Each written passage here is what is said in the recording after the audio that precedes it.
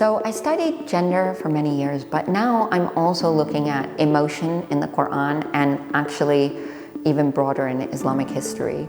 And what fundamentally led me to that study is that we are so used to thinking of, especially as academics, of our minds as being the way that we connect with anything. And we use our minds, we use our rationality. And actually, I think that when somebody is having a religious experience, that is much more often an emotional experience. Actually, religion as a whole is so highly emotional.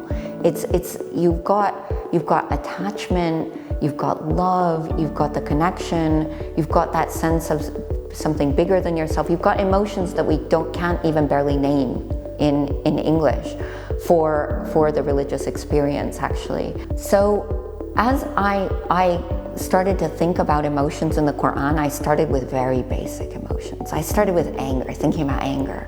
Well, who gets angry? Why do people get angry? And I realized that actually in the Qur'an there is a real emphasis on temperance. So it'll say only the believers, it's the unbelievers who have rage in their hearts, but the believers, they suppress that rage. Or God gets angry, using one word for anger, ghadab. But actually that is like a righteous anger. That's not a rage that has no reason to it.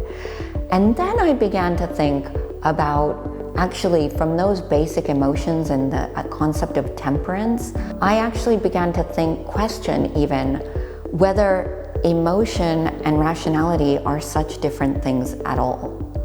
I actually don't think that the rational enterprise in the Qur'an is emotionless. I think that in order to, from within the Qur'an's moral worldview, to understand the Word of God, or to feel what it is to feel God, it actually, you can't just think it, you have to feel it as well. And so somehow moral understanding is shaped not just by what people are thinking with what we would call the rational mind, but also what they're feeling and how they can emote.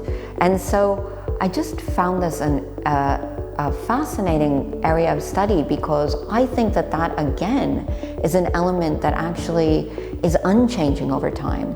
Actually, that's something that has been a part of religion since the inception of religion, the idea of awe, like, oh, how did all this come to be?